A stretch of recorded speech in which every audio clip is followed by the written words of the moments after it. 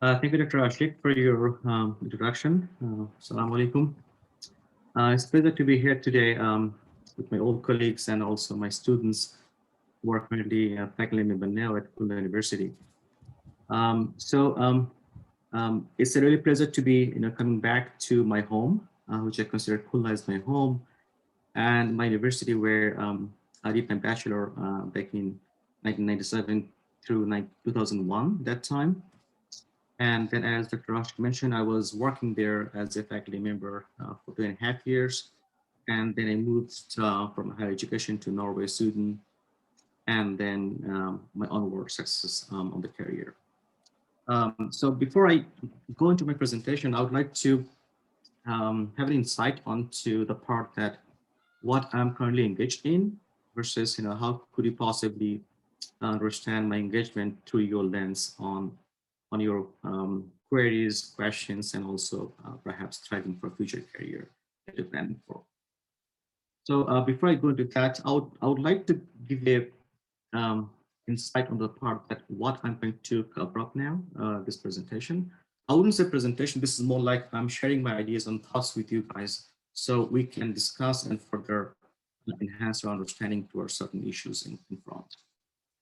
So the reflection that I would like to highlight today is on about, first of all, my interest at UBCO that I'm working at currently, and the grants that I have with different funders and agencies.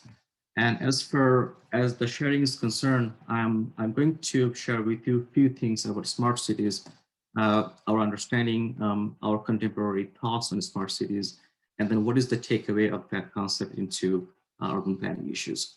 Especially I'm looking into transformation dynamics into account, which is more like what kind of transformation we're expecting or we are experiencing now and what that may lead to into the future. In the end, I'll try to kind of highlight to the part that how the definition of smart city has been now since the last decade and how this is going to be perhaps changing or is the need for adaptation of the definition where we have better understanding about smart cities and how that could link back to planning issues that we're dealing with every day.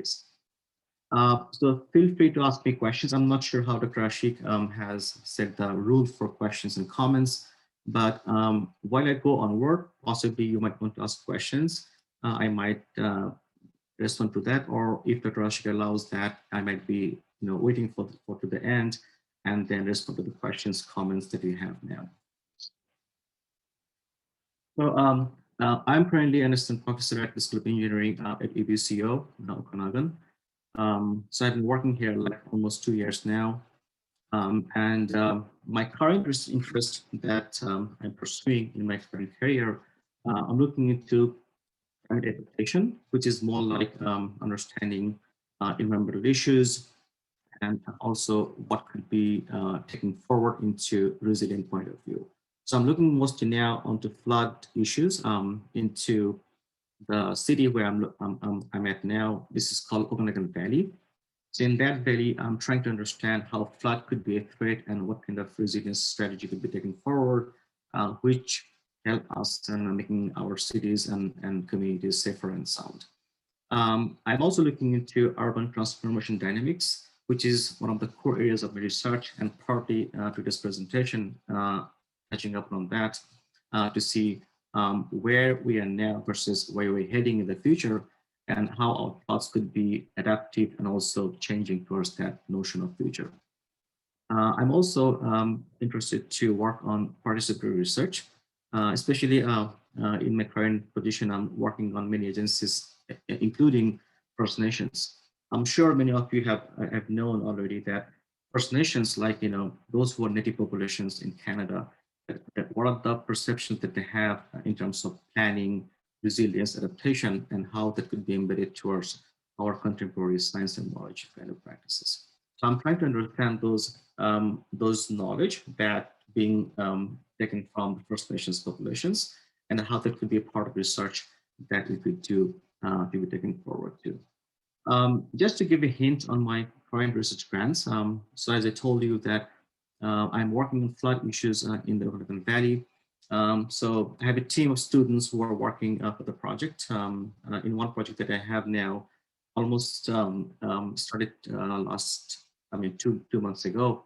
I see 1 year project. I have like four students who are working with me, and it will be funded by BCREA, which is one prominent organization in the British Columbia province, and it will be funded through MyTex grant. Other one I'm also ending now, almost towards the finishing, is actually about resilience of flooding in the Okanagan Valley. And we're looking into non-structural mitigations of flood mitigation policies, and then how that could be helped forward to take further projects in the coming days. It is also funded by OBWB, one of the prominent organizations in the Okanagan Valley. In that project, I have a team of three PhD students and one postdoc. That being said, this is just to give you a sense of what could be done or what I'm doing in my front, and possibly you may have certain questions on those projects later on. I'll be happy to respond to that.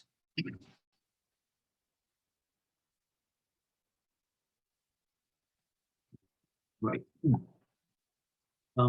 So, I mean, the idea of smart cities has been quite popular, right? Quite known to many, and we have been hearing about this for so many times, right?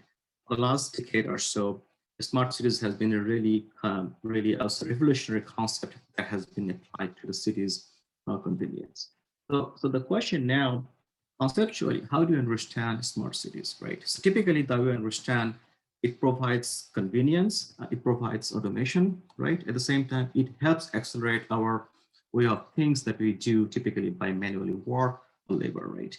At the same time, efficiency is one of the important areas where we see smart technology, which is from smart cities, coming into play and help us a lot in that regard. So no wonder, that we have been seeing like drone facilities, for example, has been a very revolutionized kind of practices that is helping to deliver products at the doorstep, right? Smart homes has been really one big addition to that, right? Especially, how the home should be behaving in terms of the outside temperature versus security, convenience, safety, all of the features.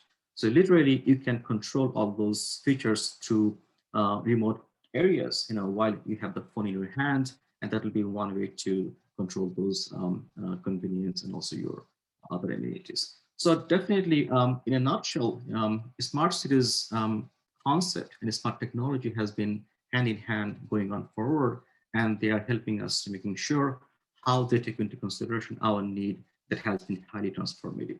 Right? And definitely, that Google has been working a lot in terms of how driverless car has been a potential for to be driven into the road, right? Even though it's still under sort of experimental stage, but we're hoping that it will be coming to the road perhaps in a few years' time from now. So regardless of what kind of advancement we are seeing in terms of smart technology advancement, they're all contributing towards our smart cities concept, right? So essentially, our concept has been prudent by the fact that that takes care of our convenience, comfort, all those needs that are emerging. But one question still remains to be answered is that, how smart city could be laid forward to the product process, right? When it's a process, this is the core of my presentation today, right? That how we can think forward from concept to the process, and what does it mean for cities that we live in, right? So in a nutshell, if you look into the current advancement of smart cities, smart technologies, so they are actually very much innovative, no doubt about that. It requires certain collaborations, institutional engagement, and also infrastructure, which cities are trying to lay out into to make it workable and functional. Right. The question remains now how open data could be one big part of that, and then how we can make it democratic and also more useful, not abuseful for sure, in terms of humans' favor and also welfare. So having been that concept we have in mind, let's go forward to see how smart cities could be one big catalyst, one big, let's say, force understanding or domain of understanding, which might help us to understand our cities in the days to come. Um, on the same front, I would like to highlight a few things here. Number one, that we are living in such a context, right? That we have several challenges, right? We are living through pandemics since last year, more than a year now, and then we are also having climate change as a one big threat that has been rampantly affecting our life, right? At the same time, we can see that we have the urge to go forward with a certain livability for the cities, right? So imagine the challenge we have now versus all those forces which are somehow disrupting our way of life has been a big, I would say, think tank to think about what may happen in the future. So I think the way I understand, for example, this context. So essentially, I would like to bring one thing, one, I would say, force, which is quite disruptive. I call it e-commerce. Okay. Definitely e-commerce has been known to many of you because that suits our lifestyle, suits our affordability, and also convenience. But when it comes to how e-commerce could be a force which may have a lot more, I would say, extractive implications into the city, that is still to be known. Okay, so I would like to go forward to that how e-commerce as one disruptive force could be a big game changer for our cities. So on that front, I would like to just say here is that, we have COVID-19 as one big catalyst, and then we have the context as climate change, right? Because climate change has been there for some time, and then we have COVID-19 contemporary for the last 1 year, and e-commerce has been uprising since last decade, right? So if we add up these three important components, then that could be one big combination which could entirely change the game that we would think city about, right? So you can see the map here, for example, that how during pandemic, the countries around the world has been behaving when it comes to how they have actually encouraged e-commerce to be uprising. For example, let's say if you look at a lifestyle in Dhaka even, for example, given the mobility restrictions and given your affordability, perhaps you would like to have something delivered at the doorstep, right? Because that will be affordable, that will be saving your time. At the same time, you feel comfortable to be having that services, right? So in pandemic, even this is more because we have high restrictions on about, for example, let's say in mingling, social distancing, all those restrictions, right? So that's why you can see during the last 1 year around the world, literally every countries have uplifted the e-commerce volume around the world. So you can see how e-commerce has been really taking a chance in terms of uprising, in terms of emergence, and how they're impacting into certain areas. So definitely e-commerce has been one element which has been thought of from business point of view, but sometimes this is not looked at as one big component for planning. So I would like to highlight today how that component could be embedded in planning and how that could be important for us to think about how to impact onto our future thinking process. Just to give you a sense of how e-commerce has risen during the last a decade or so. So you can see here from the left graph here is that especially the US and UK was the key players of e-commerce, but China, even though it took its foot very recently, not too long ago, around 2 years, sorry, around 10 years ago. But if you look at the emergence, the way China has been uprising, emerging to the market is quite remarkable.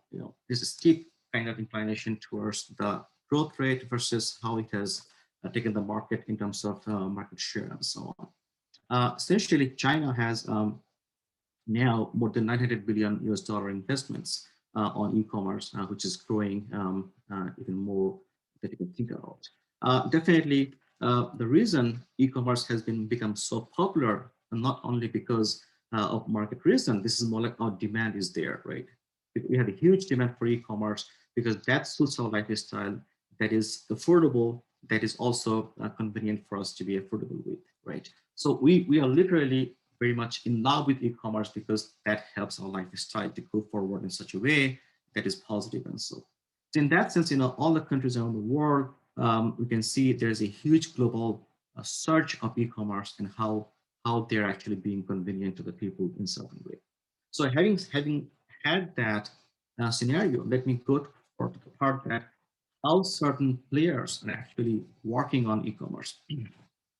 Literally, if you look at all big players, sorry, I don't have much, none actually in Dhaka, but I'm sure you know about them very well.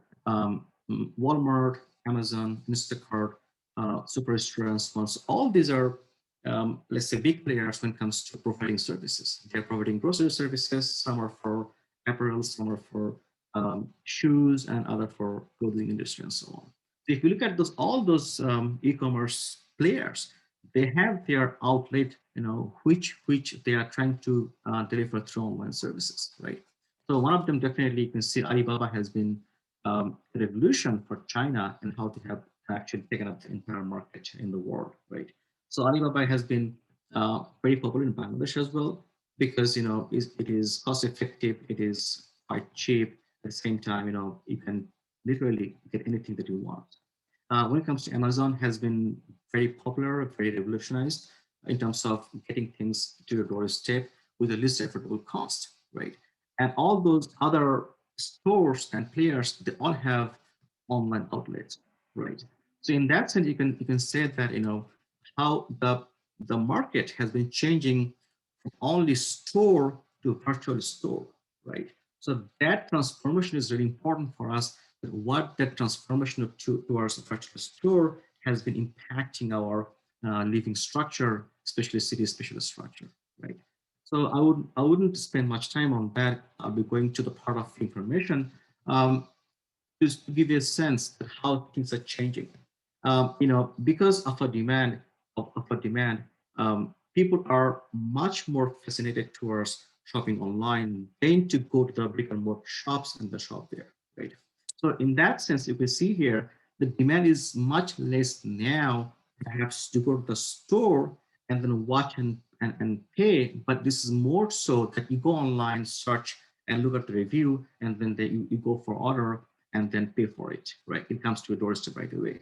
From that view, you can see here that many stores are losing business because they could not survive, because they did not have any kind of outlet online to which they could possibly serve online customers.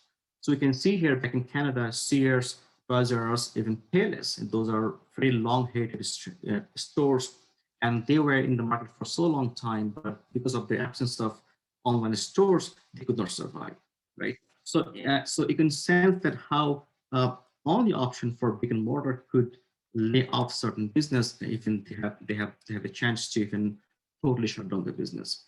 And you'll be surprised to hear that back in Ontario, even sometime some downtowns are inviting the investors even free of cost, so they can come invest in money, and then they could totally be free of rental services, and they could start the business from there. So in that point of view, you can say here that downtown is actually losing those space where they used to have the stores before, right?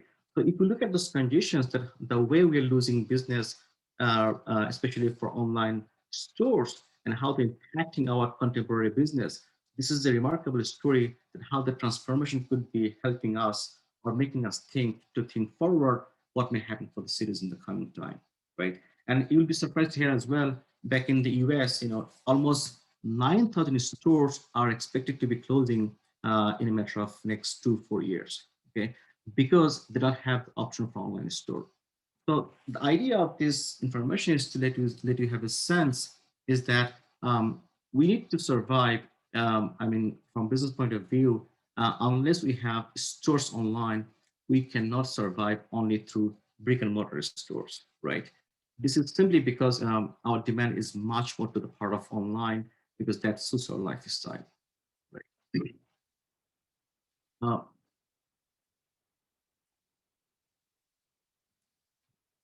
Now let me give you a chance of,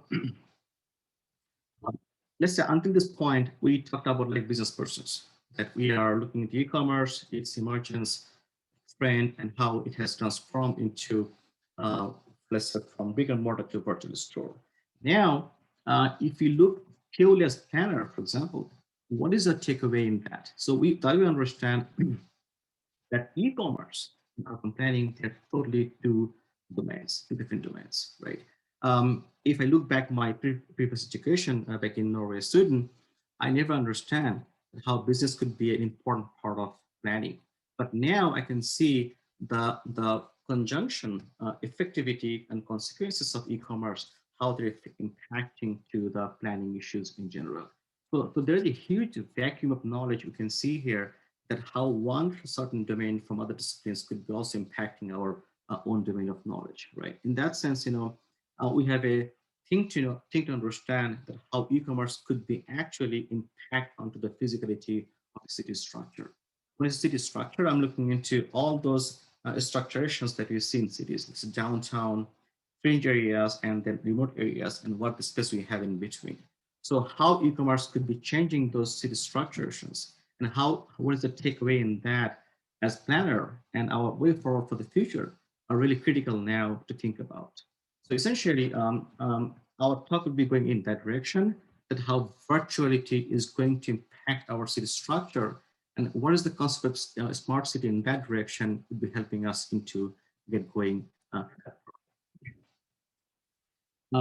So the question now is how e-commerce is actually impacting our typical few fronts. When I say fronts, I'm looking into our mobility, our convenience, also our affordability. So literally, if you look into the figure here to the right, to the left side, sorry.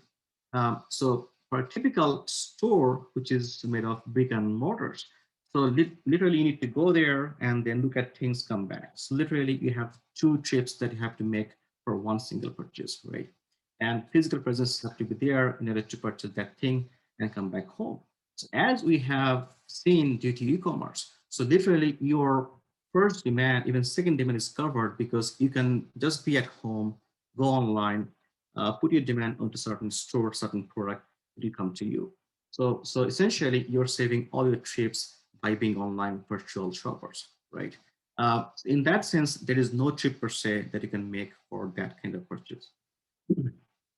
And if you think so, let's imagine for a thousand volume of shoppers who are supposed to be going to the stores and make purchase, come back home, so they are being taken care of by e-commerce. So in that sense, you're saving thousands of trips, which could have big demand for mortar and brick stores. So now that the demand is being dwindled, being reduced, we can see here is that the demand for that physical presence of the store might not be that much as used to be in the before, right? In that sense, you can see here that, for example, let's say if I take one story here, you're online, you're trying to make some purchase through Nike shoes, right?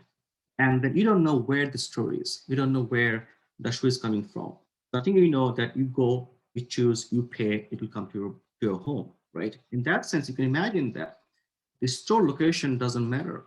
It could be anywhere towards the fringe areas, toward the rural areas, to a certain location which you have no clue for, right? At the same time, from a business point of view, why, if I'm the e-commerce business owner, I would like to have certain places from my store, from my, let's say, storage, from where I can distribute my product to the nearest point with the least cost, right? In that view, I don't need to be in the downtown. I don't need to be in the commercial core at a very high expense to be able to attract customers. I could be anywhere, right? So if you think about these two perspectives from customer versus business owner, they are both at virtual locations and they both are at the very good point of completion where they can save money. So if you have these two winning positions of this money winning process, then definitely the space doesn't matter, that it has to be into the downtown. This is our take, that we understand, for example, downtown as the commercial core is actually changing, because it doesn't matter that you have to have a store presence into the downtown. It could be anywhere, but it has a huge presence online. So you go online, look at the store virtually, and then you pay for it. In that sense, that transformation of from physical to virtual have a huge impact on the space, locations, occupations, and also structures, right? So if you understand that very well, now let's look into a few issues that could be highly affected by. Number one, as you discussed, that we have a change in commuting plan. We don't go to the store, we go online, right? So there's a huge change of trips and your logistics. And you don't go to the store to buy that, but the product comes to you at your doorstep. So in terms of your trips, in terms of your logistics, they both are changing, right? When it comes to the location of your store, doesn't have to be in the downtown commercial core. It has to be anywhere that is convenient for them, that is financially viable for them to be there, right? In that sense, doesn't matter where is the location is. Could be remote areas, could be fringe, could be any commercial core. So regardless of the location, it will be only a matter of pricing thing. Where they have the best price, they'll go and visit up there. That's what you can see here. You can see Amazon has been really, let's say, revolutionized, because it doesn't matter where the shippers are, because the only thing they bother is about shipping cost, right? And for you, it doesn't matter whether what the product is coming from, as long as it satisfies your hunger and your desire for certain product. In that sense, the way we strategize our location, for example, for land use, let's say we have typical understanding of land use, that commercial core has to be a certain configuration of land use. And then we have the next phase could be residential neighborhood, which has certain configuration of land use. And then we have the remote areas, which may also have certain statistical record of land use changes, right? So when you look into this structuration change due to e-commerce, then you can think about that certain thing could be changed a lot. Let's say in terms of locating those key store towards virtual and having a less presence onto the downtown may also impact the pricing of land use as well, right? So in that sense, you can see here is that land use could be changed in the downtown a lot in terms of how they have moved out to the other locations. Even half of it could be present there and so on. At the same time, this may also change the strategy that we think about for land use for some time, right? So imagine that, let's say I will give you one hypothetical story. Let's say you have one downtown where you have 5 stores, and 5 stores is to serve, let's say, 5,000 populations, for example. But now the populations are more towards virtual shopper, and they don't go to the downtown anymore. So for a business point of view, you find no business for your stores. Nothing you do, you cut the half of your store, or you totally go virtual, and then you serve those customers. In that sense, you can see the vacuum of that downtown, either replacement, either fragmentations, either relocations is happening. Essentially, the downtown has been kind of getting a vacuum in space, right? So if it's the happening case, the question could be, how do you understand that? What will be the infill activities that will be going to that in let's say, vacuum space, right? So in that sense, our strategy for future growth could be very challenging by the fact that unless you understand the dynamics of how the use could be changed, what is the demanding use now versus what is to be before. So unless you understand this gradient, that kind of changes, it will be difficult for us to understand what may happen, what we see in downtown next few years from now, right? So a strategic point of view, if you're the investor, possibly you will think about twice or more. One example here, in Canada, also in the US, Starbucks used to be a very popular coffee shop, right? But when you look into, for example, people don't go to the coffee shop anymore because of restrictions. I think they do their online order, and through drive-through they go and pick up their coffee, right? In that sense, I see in my neighborhood actually there was one Starbucks here. So they used to have in-dine kind of facility where people used to go and then take coffee. But now, since there's restrictions, that coffee shop could not survive because people don't used to go there anymore. So I think they have done, they have shifted towards other location where they have the, what do you call, drive-through. And only people go there because people can drive through and then take their coffee from there, right? In that sense, you can see only to have one response of COVID-19, they're changing the entire business strategy and relocating somewhere where they have a better chance of customers, right? So imagine if this e-commerce continue to go around and then continue to have impact on the city structure, then the way we understand about our conventional land use might not be there anymore in the future time. So essentially, the way I look, for example, the future adaptations is actually the function of all those amenities we just talked about, right? Uh,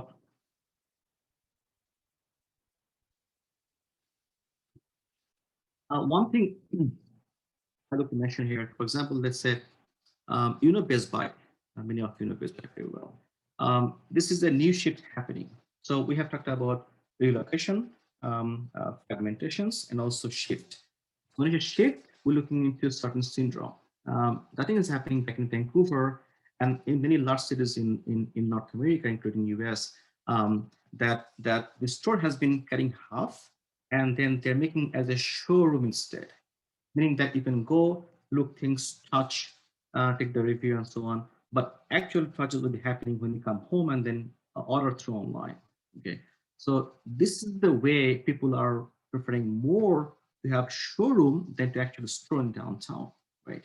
In that sense, we can see showroom syndrome has been happening a lot, and that is causing the store to be cut in half, but totally disappearing from the downtown, right? In that sense, you can see here, there's this huge special transformation which is happening because of only socio-demographic demand, right? So the demand has become from virtual side, and then you can see how they're transforming this space totally, for example, right? In that sense, our understanding is that when it's smart cities could be one way to look into convenience, affordability, and also enhancement of efficiency, right? But unless you understand how the cities are changing the dynamics in certain way, it's difficult to know where smart cities could play a role. Smart cities could play a role in terms of taking those dynamics into account, and then how we are trying to say what may happen into the future time and how smart cities could play a role in that transition in certain way. So the last slide I have before I go off today is that how we are changing transformation here. Number one, first of all, slide is leaving. Okay. If you look at this first part of the figure here, so this is the typical story you have here, right? So this is the shop, circle is shop here, and we have the storage here, and then we have two trips go back forth and so to have this product being delivered. And then in the process, we have seen here that due to these land use locations, we have made downtown as a prime core, and our residential neighborhood comes around that to make sure we serve and then satisfy those needs into the commercial core. But given the transition that we have seen through e-commerce, literally there is only one trip, even less than one trip, that could be happening for your certain purchase. So we can see here that how fragmentations of stores, even how the stores are being relocated, even how the stores are being cutting half into certain showroom syndrome is happening because of this e-commerce demand. And because of this demand of e-commerce and transformation, you can see here the downtown is actually facing changes a lot, because downtown is not more only the core commercial activities. This is also the place where we can see other activities which are coming as infilling activities. For example, let's say we can see much more recreation activities happening. We can see people are much more going there for dining out, for eating out, for restaurant, for let's say other amenities, which is not definitely the part of commercial activities, right? So literally, the downtown is transforming towards more like places of vibrance with certain commerce, but more to the part of recreation, right? In that sense, you can see here only one downtown could be not the concept. You may have several commercial core, which could be not only the commercial core, but also a place for integration of all the recreations, amenities, culture, art, design, everything. Okay, and literally you can see many cities in the North America, for example, having a huge transformation of those infusion. And something called subculture, meaning like how you are presenting your design art into downtown has been a very important component of planning process. Okay, in that sense, the typical downtown that we know has been transformed into more a combination of other activities than only two commercial core. So the takeaway is that now I'm trying to connect the dots here. The smart cities definitely is one way to enhance the efficiency and also earning the affordability. But the drawback is that smart cities are only a concept. So unless it is responsive to the process of dynamics that we see happening in the city, it's difficult to know how smart cities is going to be implementing certain benefits to our life forward. Okay. In other words, uh, that e-commerce has been a big game changer in taking certain changes into the downtown or land use, price gradient, at the same time, our way of life, for example. And then smart cities has been a concept which is quite static. How that is going to impact, understand the process itself is a big question. So those who are working on smart city concept is important. That's why is that understanding the dynamics is important. And then what are the forces like e-commerce coming into play into those dynamism is one of the issues, also important issues, to understand how smart city is really smart in terms of making our life better in the coming future, unless it is being understood well. So with that notion, I would like to stop here because um, where I couldn't see any of your faces, but I'm hoping that you can ask questions and comments. We can discuss more on that.